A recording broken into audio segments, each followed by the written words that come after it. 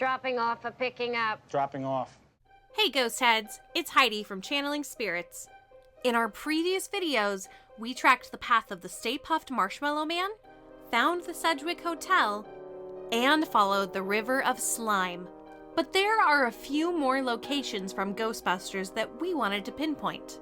Let's start with the Firehouse, which the August 5th, 1983 draft describes as a 4-story fire station built by the city around the turn of the century.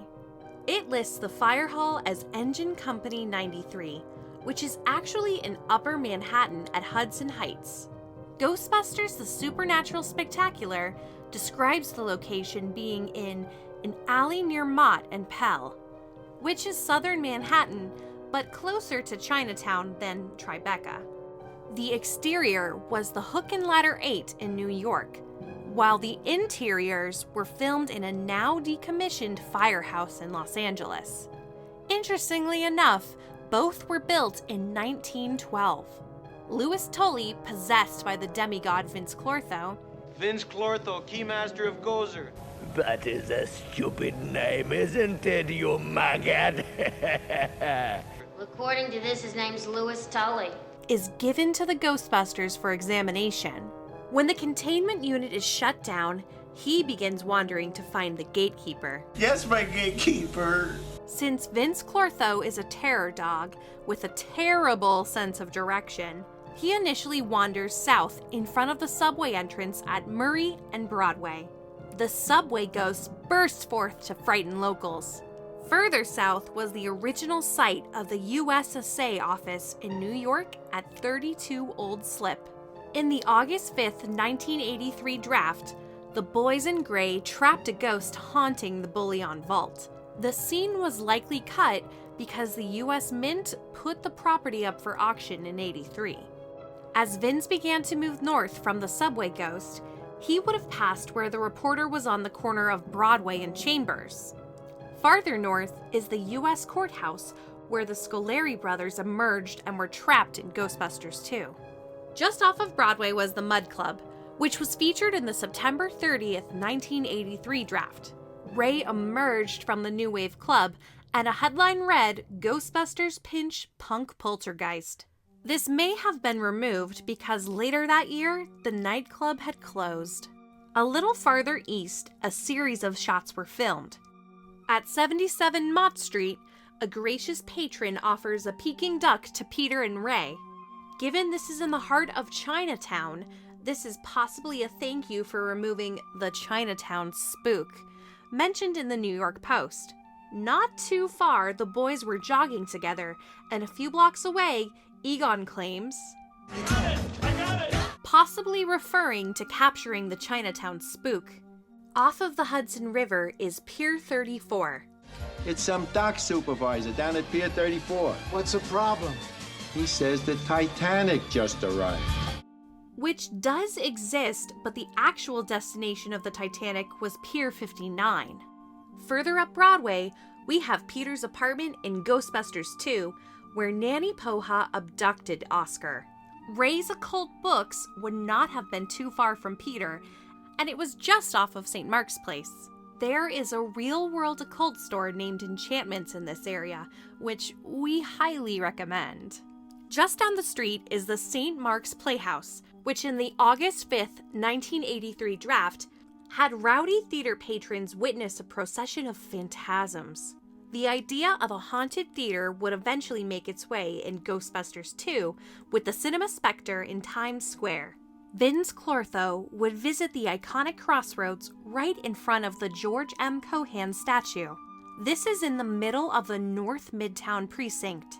According to Ghostbusters 2, the novelization by Ed Naha, this is the police force that faced a barrage of calls on New Year's Eve in 1989. They would have received calls for the Cinema Spectre, Mink Coat Crawler, and Orifiors. Considering they also got a call about a park bench chase. Wait a sec. What was chasing you in the park? The park bench was chasing you? It probably happened at DeWitt Clinton Park, the only park in the precinct. However, the Pier 34 call would not have been routed to them. The Sedgwick Hotel is also in the middle of that precinct. The August 5th, 1983 draft had Slimer emerging from a Sabret hot dog pushcart just outside the hotel. The final film had the location in Rockefeller Center at the McGraw-Hill building.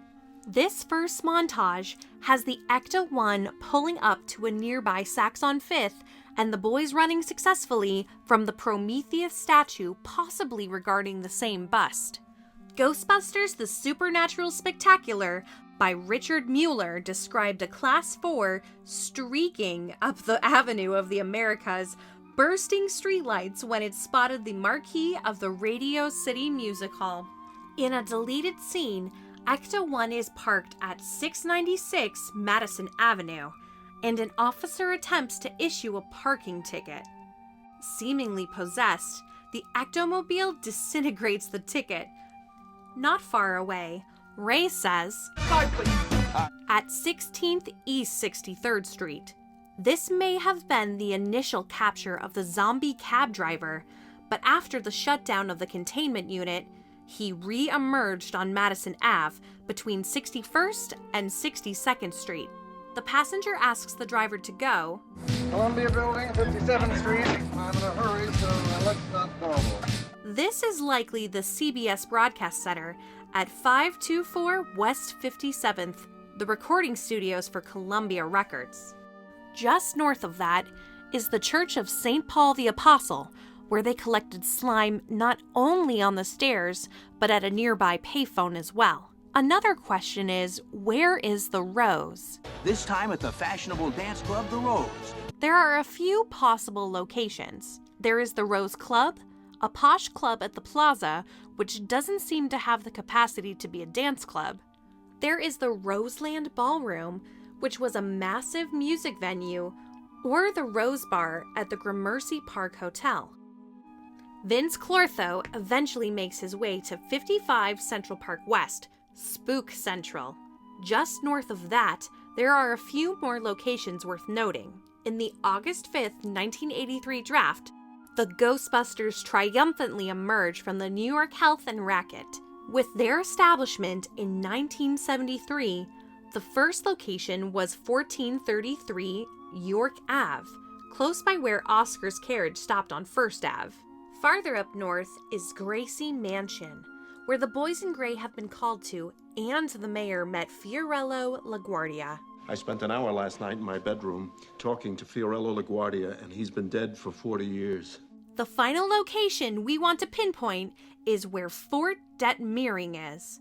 What remains of the deleted scene in Ghostbusters is a ghost appearing to Ray and having a close encounter. In the early drafts, this wasn't going to take place during the montage, but was actually where Ray and Winston were traveling to during this exchange. What are you so involved with? The problem is the establishing shot has them driving north on a now defunct road, which has become East River Bikeway. For an extensive breakdown on how that location was discovered, check out the link in the description to Spook Central. Following an interior shot of Winston and Ray, they are suddenly on the Manhattan Bridge driving north from Brooklyn. The time shift from night to sunrise hints that they were out all night on various jobs.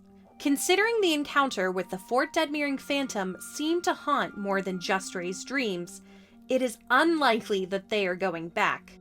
The only other clues to this location are in the August 5th, 1983 draft. It states Winston and Ray are traveling north on the Henry Hudson Parkway to Fort Det-Meering. The location of the fort is described as high above the river. Egon later confirms it is the Hudson River. While there are historic parks on the Hudson, none of them match the design created, which was filmed at the Columbia Ranch. Our best guess is that it's somewhere on the Hudson. But what do you think? Be sure to check out our complete Mapping Out Ghostbusters series and let us know if we've missed anything. If you liked this video and think we deserve it, if everything you're doing is bad, I want you to know this. Please subscribe. If you are in the position to help, please support us on Patreon and keep coming back for more spooktacular videos. I'm Heidi with Channeling Spirits, and thanks for watching. Now I want a hot dog. Makes me want a hot dog real bad.